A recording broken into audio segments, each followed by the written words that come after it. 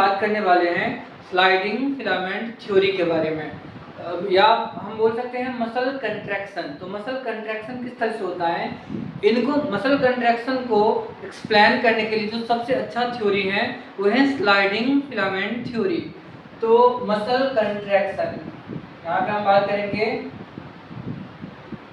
Muscle contraction.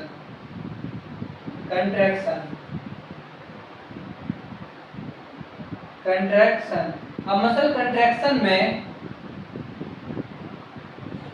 जो सबसे अच्छा थ्योरी है वो कौन सा थ्योरी है, sliding filament theory.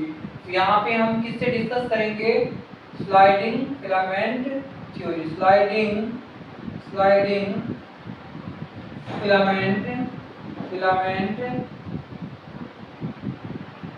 Filament theory. अब ये थ्योरी है क्या, तो यहाँ पे आप बोल सकते हैं जो स्लाइड हो रहा है, अब क्या स्लाइड हो रहा है, स्लाइड हो रहा है थिन फिलामेंट्स जो होता है वो एक्टिन होता है और थिक फिलामेंट्स होता है मायोसिन। तो जो एक्टिन है थिन फिलामेंट्स स्लाइड हो रहा है, किस पे स्लाइड हो रहा है, थिक फिलामेंट पे स्लाइड हो रहा है। तो sliding of thin filaments at the thick filament. तो यहाँ पे स्लाइडिंग फिलामेंट थ्योरी में हम बोलते हैं स्लाइडिंग ऑफ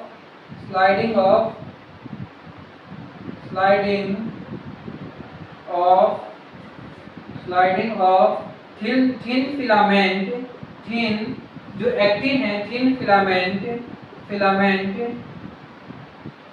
ओवर थिक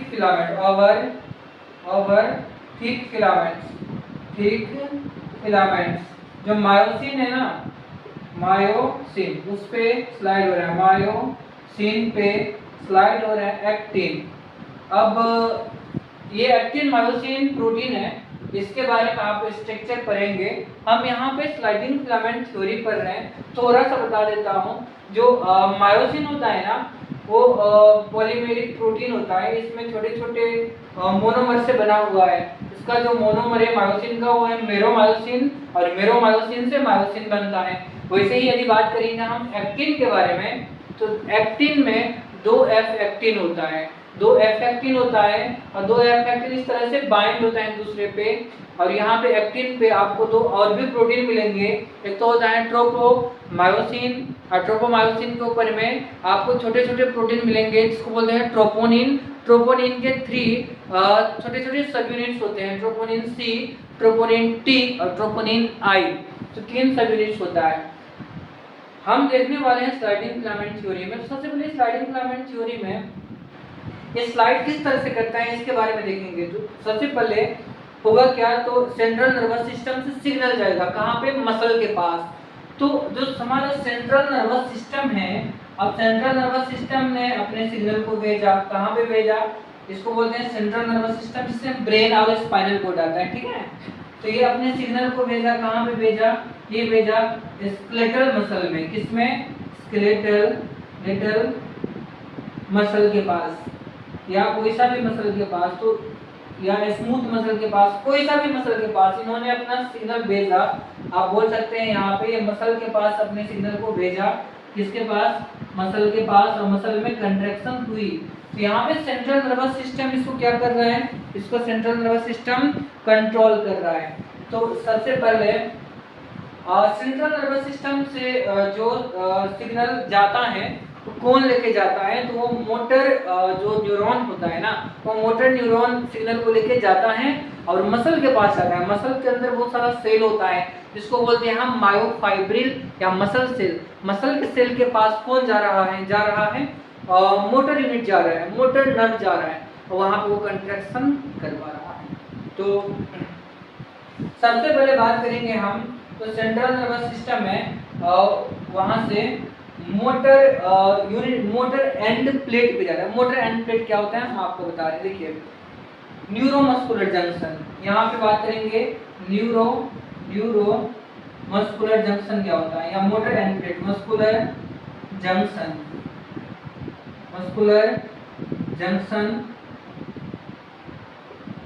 या इसको हम बोलते हैं मोटर एंड प्लेट। क्या बोलते हैं, मोटर एंड प्लेट। प्लेट। अब न्यूरोमस्कुलर जंक्शन क्या होता है, तो यहाँ पे ये बनता है न्यूरोमस्कुलर जंक्शन। तो एक तो मोटर न्यूरॉन से, मोटर जो न्यूरॉन है उससे बनता है। मोटर न्यूरॉन्स में आप जानते हैं, ये मैं पहले लिख देता हूँ, इसके बाद यहाँ पे थोड़ा सा बता देता हूँ किस तरह से बनता है। तो ये जो न्यूरोमस्कुलर जंक्शन बनता है, मोटर न्यूरॉन है। सेंसोरी मोटर दो टाइप्स के न्यूरॉन है ना। तो सेंसोरी जो सिग्नल को ले जाता है, मोटर सिग्नल को सेंट्रल नर्वस सिस्टम से लाता है इफेक्टर के पास, यानी कि मसल के पास, जहाँ पे बनता है न्यूरोमस्कुलर जंक्शन। तो यही हमने जो पढ़ा था ना, और सेंसोरी न्यूरॉन, मोटर न्यूरॉन का काम होता है सिग्नल को लेके आने का काम होता है।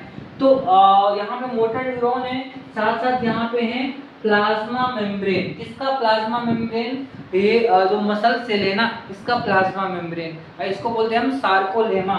तो plasma membrane of muscle cell, plasma membrane of muscle cell, muscle cell को बोलते हैं, इस प्लाज्मा मेम्ब्रेन को बोलते हैं सार्कोलेमा। इसको हम बोलते हैं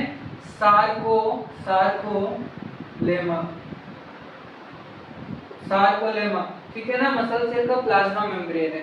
अब ये हम इस तरह से छोटी सी डायग्राम बना के बताते हैं आपको।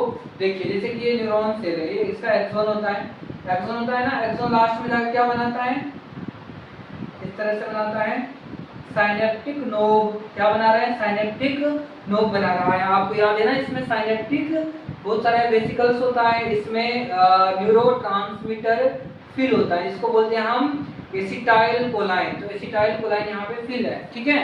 तो ये आपने देखा। अब देखिए कि यहाँ पे मसल सेल है, ये मसल सेल है, मैं सिलिंड्रिकल मसल सेल बना रहा हूँ, तो ये मसल सेल है। अब मसल सेल ने अपने अंदर इस तरह से ये बनाया, ये जो गड्ढा बन रहा है ना, साइनेप्टिक गटर बोलते हैं इसको।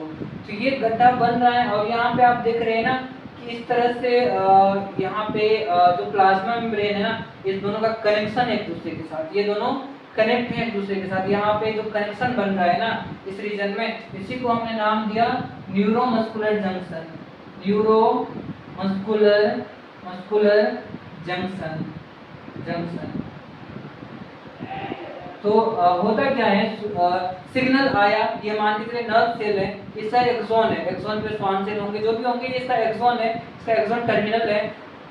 सिग्नल आया, एसिटाइल कोलाइन यहाँ से रिलीज हुआ, बीच में इन दोनों साइनेप्टिक क्लेफ्ट में आपने जो पढ़े थे कि जो साइनेप्स बन रहा था उसके बीच में जो गैप होता है, तो यहाँ पे भी जो प्लाज्मा मेम्ब्रेन है और इसके जो ये वाला जो प्री साइनेप्टिक मेम्ब्रेन है ना, उसके बीच में एक छोटा सा गैप है ना, इसके अंदर न्यूरोट्रांसमीटर आ जाता है, और न्यूरोट्रांसमीटर फिर बाइंड होंगे यहाँ पे, इसमें जो रिसेप्टर है इस पे बाइंड होंगे, और ये जो सिग्नल है पूरे सेल के अंदर चले जाएंगे।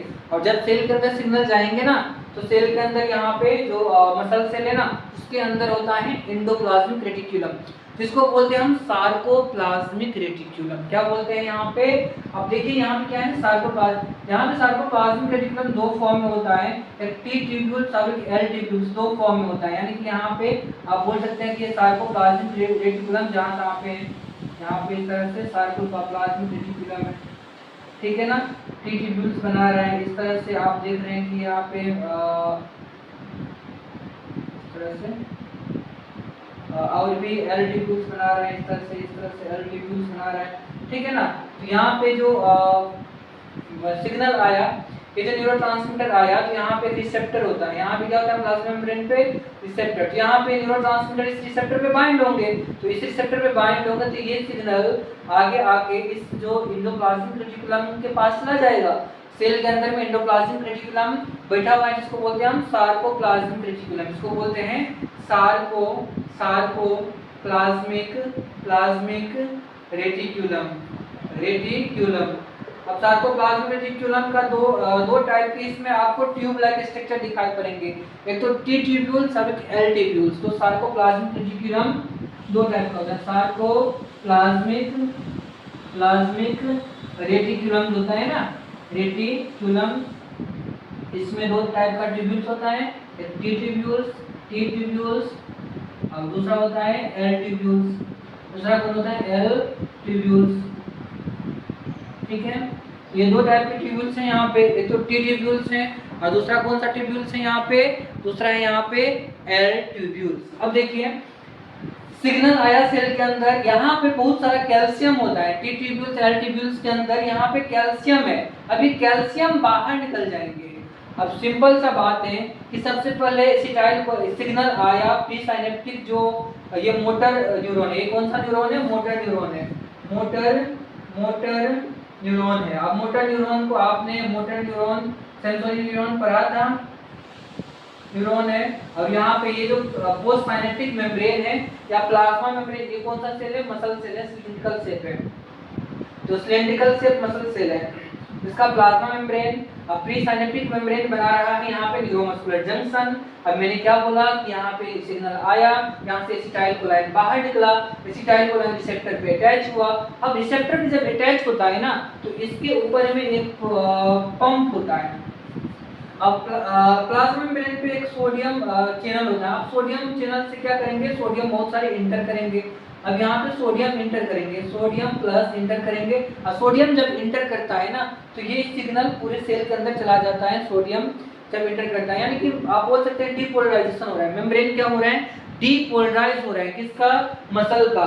मसल की जो मेम्ब्रेन है ना उसमें भी एक्साइटेशन होता है, जैसे कि आप नर्व्स में न्यूरॉन्स में देखते हैं ना, तो मसल सेल भी एक्साइटेबल सेल है, हमने पहले भी बात किया था, एक्साइटेबल सेल है। तो यहाँ पे प्लाज्मा मेम्ब्रेन एक्साइट होंगे, एसिटाइल कोलाइन बाइंड होगा जब इस रिसेप्टर पे सोडियम जो चैनल्स हैं वर्टेक्स चैनल्स ओपन होंगे। अब यहाँ पे आप बोल सकते हैं सोडियम बहुत सारे इंटर करेंगे। अब होता क्या है, इससे कैल्शियम इसके अंदर बहुत सारे आ जाते हैं, कैल्शियम प्लाज्मा मेम्ब्रेन के अंदर आते हैं। जब कैल्शियम प्लाज्मा मेम्ब्रेन के अंदर आता मतलब कैल्शियम जब इसमें आता है ना इसके साइटोप्लाज्म में, अब साइटोप्लाज्म जो मसल सेल होता है ना, मसल सेल का साइटोप्लाज्म उसको बोलते हैं सार्कोप्लाज्म। ये कौन सा सेल है, ये है मसल सेल, इसका अंदर का पार्ट है सार्कोप्लाज्म, सार्कोप्लाज्म है ये। जो इसका साइटोप्लाज्म है इसको सार्कोप्लाज्म बोलते हैं। ये कौन सा सेल है, ये मसल सेल है, मसल सेल को मसल फाइबर भी बोलते हैं, मसल सेल है। तो अब ये आपने क्या देखा है, ये मसल सेल है, सार्कोप्लाज्म है, इसके अंदर सिंपल सा बात है एसिटाइल कोलाइन ने इसको एक्टिवेट कर दिया। किसको, एंडोप्लाज्मिक रेटिकुलम को। एंडोप्लाज्मिक रेटिकुलम में दो टाइप के ट्यूब्यूल्स हैं, इसके एंडोप्लाज्मिक रेटिकुलम को बोलते हैं सार्कोप्लाज्मिक रेटिकुलम, किसमें, मसल के अंदर। अब इसमें सार्कोप्लाज्मिक रेटिकुलम में दो टाइप के ट्यूब्यूल्स हैं, कौन कौन से, टी ट्यूब्यूल्स, एल ट्यूब्यूल्स। अब हमने क्या देखा, इसके अंदर कैल्शियम भरा हुआ रहता है, जब इसको सिग्नल मिलता है ना आगे, सिग्नल कैसे मिला, एसिटाइल कोलाइन से सिग्नल मिला, तो ये कैल्शियम को सार्कोप्लाज्म में बहुत सारे कैल्शियम को एक्सपोर्ट कर देते हैं, इसके अंदर बहुत सारे कैल्शियम आ जाएंगे। अब जब कैल्शियम आता है ना, वो कैल्शियम जाके आगे बाइंड होता है एक्टिन मायोसिन, जो आपने पढ़े हैं ना उससे बाइंड होता है। अब एक्टिन मायोसिन इसके अंदर में बहुत सारा ये भी होता है, मैंने नहीं बनाया हूँ बट आपको याद रखना कि इसके अंदर पतला पतला फाइबर भी है, जिसको बोलते हैं एक्टिन एंड मायोसिन, दो टाइप के। तो ये आपको जानना थोड़ा सा जरूरी है कि यहाँ पे एक्टिन मायोसिन किस तरह से होता है। तो देखिए मैं बोल रहा हूँ एक्टिन और मायोसिन यहाँ पे सार्कोमेयर बनाता है, सार्कोमेयर बनाता है कौन, एक्टिन एंड मायोसिन। ये मैं रहने देता हूँ यहाँ पे सार्कोलेमा। ये समझना जरूरी था कि सिग्नल आया, एसिटाइल कोलाइन से आया, न्यूरोमस्कुलर जंक्शन से आया, और वहां से इन्होंने क्या किया, कैल्शियम को बाहर निकाला। किससे बाहर निकाला, जो सार्कोप्लाज्मिक रेटिकुलम है इससे। अब ये कैल्शियम बाइंड होता है, कैल्शियम किस पे बाइंड होता है, कैल्शियम बाइंड होता है सॉरी कैल्शियम बाइंड होता है जो कैल्शियम बाइंडिंग साइट है, किस पे कैल्शियम बाइंडिंग साइट है, ट्रोपोनिन सी, ट्रोपोनिन सी। जैसे कि आप देखिए ये यदि बात करेंगे यहाँ पे तो इस तरह से मैं जल्दी में बना देता हूँ। ये मान के चलिए कि आपने बनाया एक्टिन फिलामेंट, ये आपने बनाया एक्टिन फिलामेंट, ये आपने एक्टिन फिलामेंट बनाया। अब एक्टिन फिलामेंट में इस तरह से हमने दो एक्टिन, जिसको बोलते हैं फिलामेंटस एक्टिन, इस तरह से होता है। अब इस पे ऊपर में एक प्रोटीन होता है, अब इस प्रोटीन को हम बोल सकते हैं, ये प्रोटीन हमने बना दिया, इसके ऊपर में भी प्रोटीन है जिसको बना दिया। अब ये वाले हैं एफ एक्टिन, इसके ऊपर में जो ये रूप जैसा, ये रस्सी जैसा प्रोटीन बनाया हो ना, इसको बोलते हैं ट्रोपोनिन। क्या बोलते हैं, ट्रोपोनिन। इसके ऊपर भी इस तरह से लपेटा हुआ होता है, और यहाँ पे भी ट्रोपोनिन, 2 ट्रोपोनिन भी है। अब ट्रोपोनिन पे कहीं कहीं पे रेगुलर इंटरवल में यहाँ पे 3 सब यूनिट्स आपको इसको बोलते हैं हम ट्रोपोमायोसिन, ये जो आपको दिखाया गया है रस्सी रोप जैसा ट्रोपोमायोसिन। अब ट्रोपोमायोसिन पे आपको ट्रोपोनिन मिलेंगे, 3 सब यूनिट्स वाले ट्रोपोनिन कहीं कहीं पे मिलेंगे, तो रेगुलर इंटरवल में आपको ट्रोपोनिन मिलेगा। ट्रोपोनिन पे 3 यहाँ पे बाइंडिंग साइट होता है ट्रोपोनिन पे। ये है एफ एक्टिन, ये जो फिलामेंटस गोल गोल बनाया हो ना, ये 2 एफ एक्टिन है, ये है एफ एक्टिन है, ये है ये जो रोप जैसा बनाया हो ना, इसको बोलते हैं ट्रोपोमायोसिन, और यहाँ पे ये ट्रोपोनिन है, यहाँ पे क्या है ट्रोपोनिन। तो इस तरह से ये एक्टिन फिलामेंट्स इस तरह से आपको दिखाई पड़ेगा, ये है एक्टिन फिलामेंट्स है, एक्टिन फिलामेंट्स में इस तरह से रफ डायग्राम बनाकर आपको दिखा रहा हूँ। अब ये एक्टिन फिलामेंट्स होता कहाँ पे? मसल सेल के अंदर ही होता है, मसल सेल जो मैंने बनाया था उसी के अंदर होता है। देखिए अब मैं एक चीज बता रहा हूँ आपको, अब मायोसिन के बारे में थोड़ा सा बता दे रहा हूँ। तो मायोसिन में यहाँ पे आपको याद रखना है कि मायोसिन में इस तरह से ये एक यूनिट है और दूसरा यूनिट सामने बना दिया यहाँ पे, दूसरा ये 2 यूनिट होता है मायोसिन का। इसमें आपको 2 बाइंडिंग साइट मिलेंगे, एक तो एटीपी बाइंडिंग साइट होता है और एक एक्टिन बाइंडिंग साइट होता है। यहाँ पे एटीपी बाइंडिंग साइट,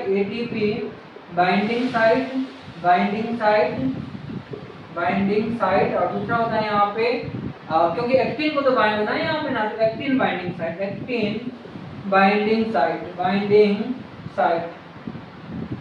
साइट। अब यहाँ पे आपको याद रखना है कि जब यही एक्टिन से जुड़ता है, तो ये क्या होता है, इस पे वो होता है मतलब स्लाइड होता है। तो यहाँ पे एक है एटीपी बाइंडिंग साइट, दूसरा है एक्टिन बाइंडिंग साइट। तो यहाँ पे ये दोनों हेड के पास होता है, किसके पास होता है? हेड के पास होता है, क्रॉस आर्म टेल इन सबसे बना हुआ होता है। ये एक्टिन मायोसिन आप पढ़ेंगे ना इसका स्ट्रक्चर, तब इसमें आपको बताया जाएगा। हम आज के लेक्चर में यहाँ पे बात कर रहे हैं मसल कंट्रैक्शन के बारे में, मेनली इसके बारे में बात कर रहे हैं। तो मैं थोड़ा सा आपको बता दिया हूँ किसके बारे में, एक्टिन और मायोसिन के बारे में। अब देखिए अब ये मसल सेल जो है ना, आपको ये याद रखना है कि मसल सेल में, ये तो मसल सेल मैंने बना दिया। अब मसल सेल में देखिए आपको, मसल सेल में तो मैंने बताया था कि कहीं कहीं पे यहाँ पे टी ट्यूब्यूल्स, एल ट्यूब्यूल्स ये इस तरह से रहेंगे ना, इस तरह से यहाँ पे मान के चलिए मैं बना दिया, इस तरह से अरेंज होते हैं। यहाँ पे फिर से बना दिया मैंने एक,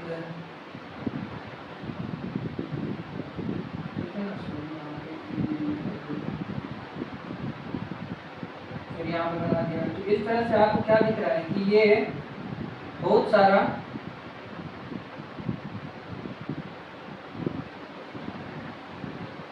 ये एंडोप्लाज्मिक रेटिकुलम इस तरह से बहुत सारा यहाँ पे होता है, इसमें टिट और एल ट्यूब्यूल्स आपको दिखाई पड़ता है। तो ये तो मैंने आपको बता दिया था। अब देखिए यहाँ पे एक चीज आपको याद क्या रखना है कि जो मेन चीजें जो हम यहाँ पे पढ़ने वाले हैं, ये मसल सेल है जो सिलिंड्रिकल शेप होता है। अब इसमें इसको बोलते हैं स्ट्रेटेड मसल, क्योंकि स्ट्रिएशन होता है। स्ट्रिएशन क्यों होता है? बिकॉज यहाँ पे एक्टिन एंड मायोसिन प्रोटीन होता है। तो देखिए यहाँ पे क्या दिखाई पड़ता है, इस तरह से ये प्रोटीन इस तरह से यहाँ पे होता है, और बीच बीच में आपको ये इस तरह से भी दिखाई पड़ेगा, ये प्रोटीन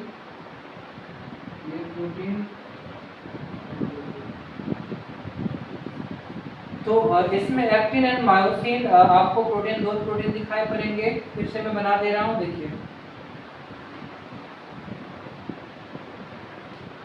यहाँ पे होता क्या है ना, हमने बनाया यहाँ पे एक्टिन प्रोटीन यहाँ पे बना दिए 1 2 3 4 एक्टिन बनाया। जो आपको मैंने बताया था उसका लिंगीय स्ट्रक्चर था 1 2 3 4। एक एक्टिन यहाँ पे हमने बना दिया, तीसरा एक्टिन हम यहाँ पे बनाते हैं 1 2 3 4। अब ये देखिए तीसरा एक्टिन हमने बना दिया। अब होगा कि इसके बीच में हम बनाएंगे मायोसिन प्रोटीन, ये बनाया हमने मायोसिन प्रोटीन। थिक होता है। क्या होता है? थिक। मैंने जो आपको बताया था वो मोनोमर था, सब यूनिट्स पॉलीमर के फॉर्म में ये होता है, जिसमें इस तरह से बहुत सारा पॉलीमर होता है, इसमें बहुत सारा इस तरह से रेंज है। ये मायोसिन रॉड है, इस तरह से यहाँ पे एक हेड है, दूसरा हेड है यहाँ पे, तीसरा हेड है यहाँ पे, फिर आगे यहाँ पे हेड है, दूसरा हेड है, यानी कि बहुत सारा एक ये हो गया, दूसरा हुआ, तीसरा हुआ, इधर से क्या है बहुत सारा भी। तो ये इसमें आपको जो थिक फिलामेंट्स है ना, ये आपको इस तरह से कुछ दिखाई पड़ेंगे यहाँ पे, इस तरह से इसका हेड होता है। मैं आपको इस तरह से बना दिया हूँ, बट एक्चुअली में इसमें हेड बहुत सारा है, क्योंकि बहुत सारा इसमें मेरोमायोसिन है। मेरोमायोसिन में जो मैंने ऐसे बनाया था मैंने, 2 यूनिट होता है इसका, एक यूनिट ये हो गया और एक यूनिट इस तरह से, और दूसरा यूनिट हमने बना दिया ये, और ये इस तरह से बना दिया। और यहाँ पे मैंने आपको बताया था कि इसमें 2 सब यूनिट्स है, इसका स्नेक है, टेल है, और यहाँ पे इसका हेड है। हेड में बाइंडिंग साइड, 2 बाइंडिंग साइड है। तो यहाँ पे बहुत सारे इस तरह से मेरोमायोसिन हो गया, और इस मेरोमायोसिन से क्या बन गया? पॉलीमर बन गया मायोसिन। तो ये मायोसिन प्रोटीन है मोटा वाला, और ये मेरोमायोसिन से बना है, ठीक है ना। ये आपको याद रखना है। अब होता क्या है यहाँ पे, एक तो मायोसिन, मैंने 3 मायोसिन बनाया, बीच में यहाँ पे मायोसिन बनाता हूँ। आपको क्या दिखाई पड़ रहा है? ये जो है ना स्ट्रक्चर कुछ इस तरह से होता है, ओवरलैप कर रहा है, यानी कि मायोसिन एक्टिन ओवरलैप कर रहा है एक दूसरे के साथ। अब देखिए होता क्या है, अब ये मैंने बनाया, ये इसके बीच में ये लाइन दिया मैंने, इसके बीच में एक लाइन दे देता हूँ, ये लाइन दिया इसके बीच में, ठीक है ना, थिन फिलामेंट्स के बीच में, और इसके बीच में भी हमने एक लाइन दे दिया, थिन फिलामेंट्स के बीच में एक लाइन दे दिया। अब ये जो लाइन है ना, ये जो थिन फिलामेंट्स के बीच में लाइन है ना, ये इसको बोलते हैं हम, ये जेड लाइन बोलते हैं। क्या बोलते हैं इसको? Z line. तो जेड लाइन थिन फिलामेंट्स, ये एक्टिन फिलामेंट्स। ये कौन सा फिलामेंट्स है? एक्टिन। एक्टिन किससे बना है? एफ एक्टिन से। 2 एफ एक्टिन इस तरह से हेलिकल फॉर्म में बाइंड है। उसके ऊपर में कौन सा है? एफ एक्टिन पे ट्रोपोमायोसिन, ट्रोपोमायोसिन पे ट्रोपोनिन, ट्रोपोनिन के 3 सब यूनिट्स। और ये क्या है? ये मायोसिन है, किससे बना हुआ है? मेरोमायोसिन से बना हुआ है। इसमें बहुत सारे थाउजेंड्स ऑफ मेरोमायोसिन है, और यहाँ पे बहुत सारे मतलब 2 एफ एक्टिन है, ठीक है ना, जो हेलिकल बाउंड है। अब इस तरह से आपको मैं सिंपली यहाँ पे लाइन बना दिया, एक्टिन है और ये है मायोसिन। ये कौन सा फिलामेंट्स है? मायोसिन। अब देखिए यहाँ पे जो एक्टिन है, मायोसिन के बीच में भी एक पतला सा लाइन होता है, इसको बोलते हैं एम लाइन, ठीक है ना, एम लाइन बोलते हैं। तो यहाँ पे जेड लाइन और ये है एम लाइन। अब देखिए होगा क्या यहाँ पे, ये जो एक्टिन है ना, इस पे एक्टिन पे बाइंडिंग साइट होता है, किसका? मायोसिन का हेड इस पे बाइंड होता है। और जब मायोसिन का हेड, इसका जो हेड है ना, मैंने जो बनाया था वो इससे बाइंड होगा, और इसको जब मसल कंट्रैक्शन होगा ना, तो ये इसके बीच में आएंगे, ये इधर आएंगे, एक्टिन को मायोसिन बीच में खींचेगा, इधर से भी और इधर से भी। यानी कि आप क्या देख रहे हैं कि कंट्रैक्शन हो रहा है तो ये छोटा हो रहा है। अब आपको क्या दिखाई पड़ रहा है? ये 2 जेड लाइन के बीच में जो स्पेस है, इसको बोलते हैं सार्कोमियर। यहाँ से यहाँ तक क्या है? 2 जेड लाइन के बीच में एक स्पेस है, तो सार्कोमियर बोलते हैं। और यहाँ पे भी 2 जेड लाइन के बीच में यहाँ से यहाँ तक स्पेस है, उसको बोलते हैं सार्कोमियर। तो सार्कोमियर जब मसल कंट्रैक्शन हो रहा है तो क्या हो रहा है? ये जो एक्टिन फिलामेंट्स है ना, वो मायोसिन पे स्लाइड हो रहा है। वही तो मैंने बोला था कि स्लाइडिंग फिलामेंट थ्योरी बोलता क्या है कि जो थिन फिलामेंट्स है ना, वो थिक फिलामेंट्स के ऊपर स्लाइड हो रहा है। और ये थिन फिलामेंट्स है ना, वो थिक फिलामेंट्स पे स्लाइड होकर इधर जाएंगे, और ये भी थिन फिलामेंट्स स्लाइड होकर इधर आएंगे। यानी कि ये सार्कोमियर का लेंथ आप क्या दिख रहे हैं?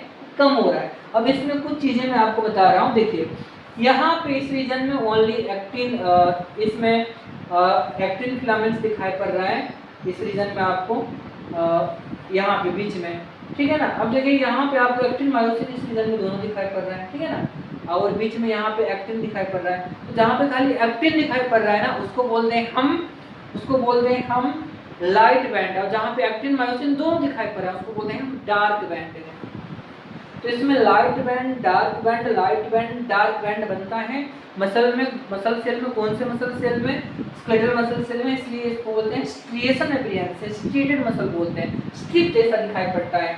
तो अब बीच में देखिए बीच में क्या है, यहाँ से यहाँ तक क्या है, यहाँ से यहाँ तक इसको बोलते हैं एच जोन। क्या बोलते हैं? एच जोन, जहाँ पे एक्टिन मायोसिन ओवरलैप नहीं है। ओनली यहाँ पे एच जोन में क्या दिखाई पड़ रहा है? एच जोन में आपको मायोसिन ही दिखाई पड़ रहा है। इसको एच जोन में मायोसिन, जहाँ पे ओवरलैप नहीं है। अब जब इस पूरा सार्कोमियर है, सार्कोमियर में क्या है, सॉरी सार्कोमियर में क्या है आपको, सार्कोमियर में एक तो फुल आपको मायोसिन प्रोटीन दिखाई पड़ रहा है, 1 2 3 मायोसिन प्रोटीन है, और हाफ यहाँ पे और हाफ यहाँ पे एक्टिन फिलामेंट दिखाई पड़ रहा है। 2 हाफ एक्टिन फिलामेंट्स और एक फुल मायोसिन फिलामेंट से बना हुआ है क्या, पूरे सार्कोमियर। इसमें 2 सार्कोमियर दिखाया गया है। इस तरह से बहुत सारे सार्कोमियर होता है। अब जब स्लाइडिंग होता है ना, स्लाइडिंग ऑफ थिन फिलामेंट्स में स्लाइड होके बीच में जाएंगे, यानी कि एच जोन क्या होता है, इसमें कम होता है। जब मसल कंट्रैक्शन होता है तो ये बीच में आएंगे, थिन फिलामेंट्स इधर बीच में हो जाएंगे, तो ये भी इधर आएगा, ये भी इधर आएगा, तो एच जोन कम हो जाएंगे। एच जोन क्या हो जाएंगे, यहाँ पे कम हो जाएंगे, तो एच जोन कम हो जाएंगे। सार्कोमियर का लेंथ भी कम होता है। तो during muscle contraction, during muscle contraction आपको कुछ पॉइंट याद रखने हैं। कौन कौन से पॉइंट याद रखने हैं? Length of sarcomere, length of sarcomere ये डिक्रीज हो रहा है, decreases, length of sarcomere decreases, length of sarcomere decrease हो रहा है, ठीक है ना। अब एच जोन क्या हो रहा है, एच जोन decreases,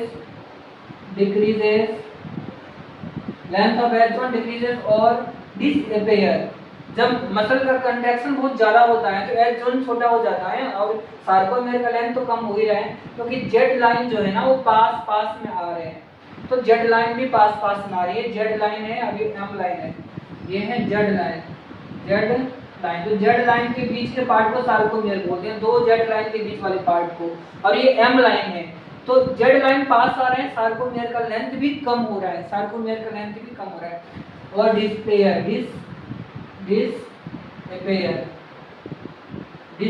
भी हो सकता है एच जोन उस टाइम में।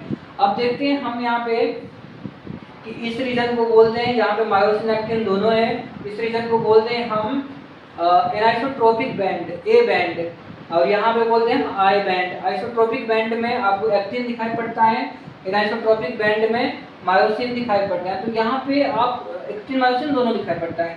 तो आई बैंड छोटा तो हो रहा है, बट एनाइसोट्रोपिक बैंड उतना ही रहता है।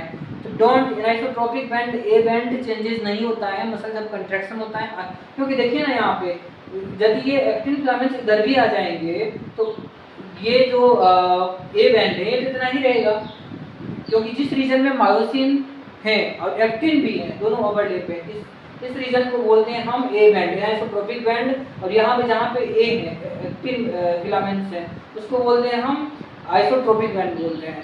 तो लेंथ ऑफ ए बैंड, ये तो आपको याद रखना ही है, साथ साथ याद रखना है कि लेंथ ऑफ ए बैंड और and length of I band, length of I band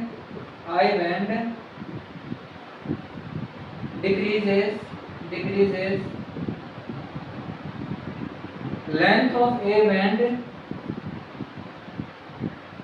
length of A band, length of, यहाँ पे हमने क्या लिखा, length of A band remains same, remains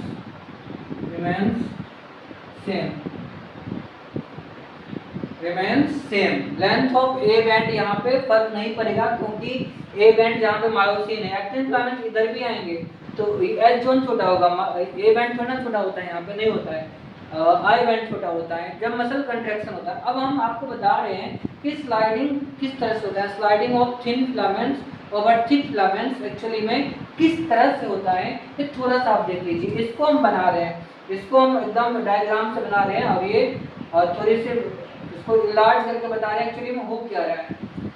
तो फॉर्मेशन ऑफ क्रॉस ब्रिज, इसके बारे में हम देखते हैं, ठीक है ना।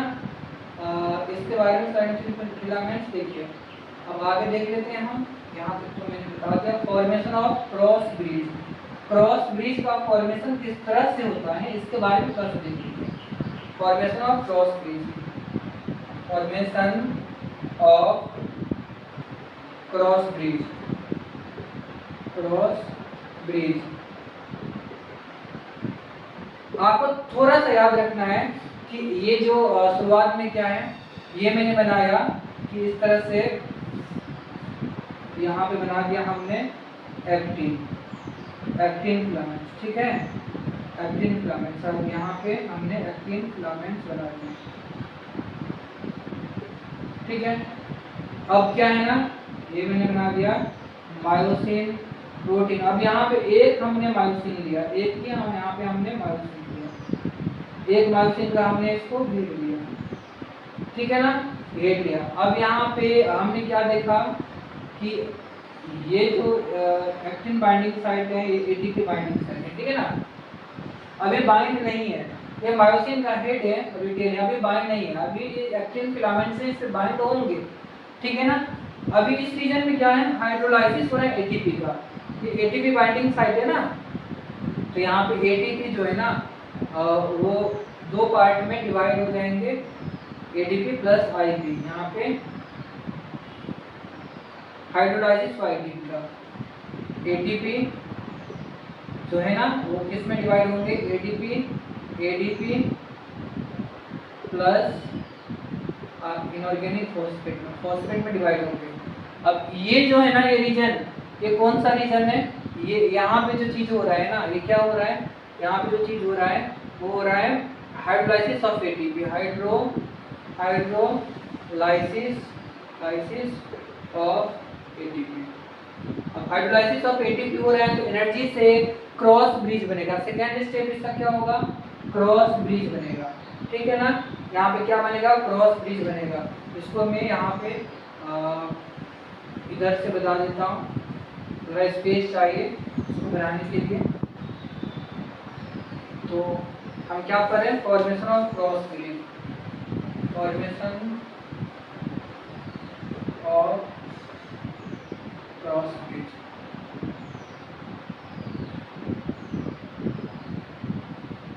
ठीक है। तो सबसे पहले यहाँ पे मैं एक्टिन फिलामेंट्स लिया, ठीक है।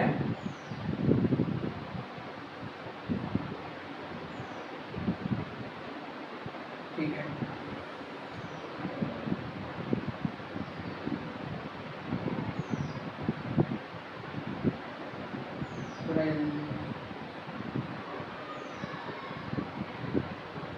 ठीक है। अब देखिए मायोसिन प्रोटीन है, अब ये मायोसिन प्रोटीन है, यहाँ पे ये मैंने मायोसिन बनाया, ये इसका हेड बनाया, अभी बाइंड नहीं, इसका हेड अभी इसमें बाइंड नहीं है।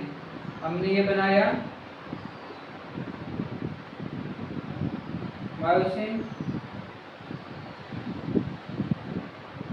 ठीक। अब देखिए यहाँ पे हमने एटीपी को ADP plus phosphate, ADP plus phosphate में एटीपी कन्वर्ट हो गया। अब ये जो स्टेज है ना, यहाँ पे है हाइड्रोलाइसिस ऑफ एटीपी, ये स्टेज को बोलते हैं हाइड्रोलाइसिस ऑफ एटीपी। पहला स्टेप कंप्लीट हुआ, हाइड्रोलाइसिस ऑफ एटीपी का दूसरा स्टेप में आते हैं हम। अब दूसरा स्टेप में क्या हो रहा है, दूसरा स्टेप में हो रहा है कि ये जो एक्टिन फिलामेंट है ना, अब जब हाइड्रोलाइसिस होता है एटीपी का तो क्या होता है, क्रॉस ब्रिज बनता है। सबसे पहले मैं आपको एक चीज बता दूं कि कैल्शियम आया था। अब कैल्शियम आया था, कैल्शियम क्या किया था, कैल्शियम ने बाइंड किया था ट्रोपोनिन। इस पे तो आपको पता है ट्रोपोमायोसिन भी होता है, ट्रोपोनिन भी होता है। तो ट्रोपोनिन पे जो कैल्शियम बाइंडिंग साइट होता है ना, वहां पे कैल्शियम बाइंड किया था। कैल्शियम बाइंड के कारण जो इसका जो एक्टिन बाइंडिंग साइट है, मतलब मायोसिन जहाँ पे बाइंड हुआ है, एक्टिन बाइंडिंग साइट यहाँ पे है ना, जहाँ पे एक्टिन बाइंड होगा। अब एक्टिन बाइंड जहाँ पे बाइंड हो वहाँ पे एक्टिन से बाइंड करेंगे। जहाँ जब इसमें कैल्शियम बाइंड हुआ तो जो ट्रोपोमायोसिन एक वो होता है, बाइंडिंग साइट होता है जिसको अनएक्सपोज कर देता है। ट्रोपोमायोसिन क्या करता है, बाइंडिंग साइट को अनएक्सपोज कर देता है। अनएक्सपोज माने यहाँ पे मायोसिन बाइंडिंग साइट होता है, कहाँ पे, एक्टिन पे। एक्टिन पे मायोसिन बाइंड, क्योंकि यहाँ पे एक्टिन बाइंडिंग साइट होंगे तो यहाँ पे भी तो मायोसिन बाइंडिंग साइट होगी जहाँ पे बाइंड होगा। तो इस मायोसिन बाइंडिंग साइट को ये एक्सपोज करेंगे। कब एक्सपोज करेंगे, जब कैल्शियम बाइंड होगा ट्रोपोनिन सी से, तो जो एक्टिन पे जहाँ पे मायोसिन बाइंड होंगे एक्टिन पे, उसको अनएक्सपोज कर देगा। कौन, ट्रोपोमायोसिन, क्योंकि ट्रोपोमायोसिन पहले इसको ढक के रख रहा था। इस जहाँ पे बाइंडिंग साइट है ना, मायोसिन जहाँ पे बाइंड होंगे ना, ये मान के चलिए मायोसिन है, ये मायोसिन है, इसका ये हेड है, अब ये एक्टिन है, ठीक है ना। अब एक्टिन पे हमने देखा कि कैल्शियम बाइंड हुआ, तो कैल्शियम यहाँ पे बाइंड हुआ तो ये पार्ट एक्सपोज हो गया। पहले बंद था ना, अब कैल्शियम बाइंड होने के कारण ये पार्ट एक्सपोज हो गया जहाँ पे मायोसिन आके जुड़ गया। पहले ये बंद था, जब यहाँ पे कैल्शियम बाइंड हुआ एक्टिन पे तो मायोसिन का हेड बाइंड हुआ, तब ये आपको याद रखना है। तो होगा क्या आगे, एटीपी यूज करके यहाँ पे ये बाइंड हो जाएंगे, क्रॉस ब्रिज का फॉर्मेशन होगा। क्या होगा, क्रॉस ब्रिज बनेगा। तो क्रॉस ब्रिज हम बनाते हैं, यहाँ पे क्रॉस ब्रिज बनाते हैं, ये बन रहा है क्रॉस ब्रिज। अब आप क्या देख रहे हैं, ये बाइंड हो रहा है, क्रॉस ब्रिज,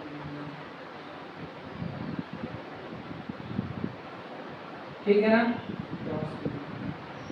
ये बाइंड हो रहा है। एक्सपोज, क्योंकि कैल्शियम के कारण जो बाइंडिंग साइट था एक्टिन फिलामेंट को एक्सपोज हो गया, जो क्रॉस ब्रिज बना। अब क्रॉस ब्रिज बना तो, बट अभी स्लाइडिंग नहीं हो रहा। क्रॉस ब्रिज बना, होगा क्या, जब क्रॉस ब्रिज बनता है, जो क्रॉस ब्रिज फॉर्मेशन होता है, इसके बाद क्या होता है, ये एटीपी को यूज करके जो अनमास्किंग साइड है ना, उस पे ये फिर से बाइंड होता है। तो आगे जाके क्रॉस ब्रिज बना, अभी स्लाइड होगा, इसको स्लाइड करेंगे।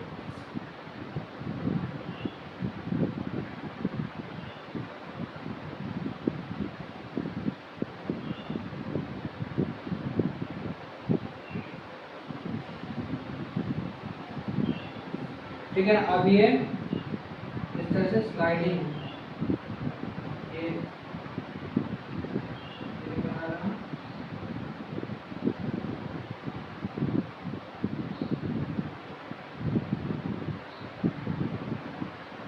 ठीक है ना। अभी आपको क्या दिख रहा है कि क्रॉस ब्रिज बन रहा है, एक तरह से एंगल बन रहा है, इस तरह से इसको स्लाइड कर रहा है, पुल कर रहा है। अब ये पुल कर रहा है, एनर्जी यूज करके बाइंड होके इसको पुल कर रहा है। एटीपी यूज किया, बाइंड हुआ, इसको पुल किया, ठीक है ना। तो पुल किया तो मसल में क्या होगा, कंट्रैक्शन होगा, ठीक है ना। अब ये पुल किया, अब क्या होता है ना, जब तक इसको कैल्शियम जब तक बाइंड है तब तक ये एटीपी यूज करके इसको पुल करता रहेगा और मसल में कंट्रैक्शन होता रहेगा, मसल में कंट्रैक्शन होता रहेगा। अब आगे आप क्या देख रहे हैं कि यहाँ पे एक्टिन बाइंडिंग साइट है, जहाँ पे एक्टिन बाइंड हुआ है, यहाँ पे एटी बाइंडिंग साइट है। अब आगे क्या हुआ है, यहाँ पे स्लाइडिंग हो रहा है, स्लाइडिंग, स्लाइडिंग, यहाँ पे क्या हुआ है, स्लाइडिंग, और you can say rotation, rotation, cross arm बन रहा है, एंगल बना रहा है, मायोसिन हेड अपने आप को एंगल बना रहा है। फिर आगे हम नेक्स्ट पार्ट पढ़ते हैं यहाँ पे कि जब कैल्शियम मान के चलिए दोबारा से यहाँ से हट जाएगा, कैल्शियम बाइंड था यहाँ पे, जो कैल्शियम बाइंड के कारण क्या था कि जो इसका एक पार्ट है जहाँ मायोसिन बाइंड होगा वो एक्सपोज हो गया था, तो मायोसिन के हेड बाइंड हो गए थे। अब कैल्शियम दोबारा से हट जाएगा, एक्टिन फिलामेंट से कैल्शियम हट जाएगा, ट्रोपोनिन सी से कैल्शियम हटेगा, तो फिर से जो मायोसिन बाइंडिंग साइट था इस पे एक्टिन फिलामेंट पे, वो मायोसिन बाइंडिंग साइट फिर से क्या हो जाएंगे, एक्सपोज हो जाएंगे, ढक जाएंगे, बंद हो जाएंगे। तो ये एक्सपोज हो जाएंगे, किसके कारण एक्सपोज हो जाएंगे, ट्रोपोमायोसिन के कारण, ठीक है ना। ट्रोपोमायोसिन जो रोप जैसा प्रोटीन होता है ना, उसको ढक लेगा, किसको, जो मायोसिन बाइंडिंग साइट है। क्यों, क्योंकि वहां से कैल्शियम हट गया है ना, कैल्शियम दोबारा से इंपोर्ट हो गया, किसमें इंपोर्ट हो गया है, सार्कोप्लाज्मिक रेटिकुलम के अंदर में। तो इस तरह से दोबारा से क्या होगा, ये क्रॉस ब्रिज टूट जाएगा, तो ब्रेकिंग ऑफ क्रॉस ब्रिज दोबारा से ब्रेक हो जाएगा। इस तरह से हमने बनाया यहाँ पे एफ एक्टिन, इसके बाद एफ एक्टिन बनाया, मायोसिन भी बनाते हैं, मायोसिन बनाते हैं, एफ एक्टिन बनाया, ये है पेरोमायोसिन, ठीक है ना। अब ये क्रॉस ब्रिज टूटेगा, फिर से क्रॉस ब्रिज हम छोड़ देते हैं, अब क्रॉस ब्रिज टूटेगा, फिर से एटीपी, न्यू एटीपी यहाँ पे बाइंड हो जाएगा, न्यू एटीपी यहाँ पे बाइंड हो जाएगा, तो ये नया एटीपी यहाँ पे, एटीपी बाइंडिंग साइट, एटीपी यहाँ पे फिर से बाइंड हो जाएगा। तो ब्रेकिंग ऑफ क्रॉस ब्रिज, यहाँ पे breaking of cross bridge, cross bridge,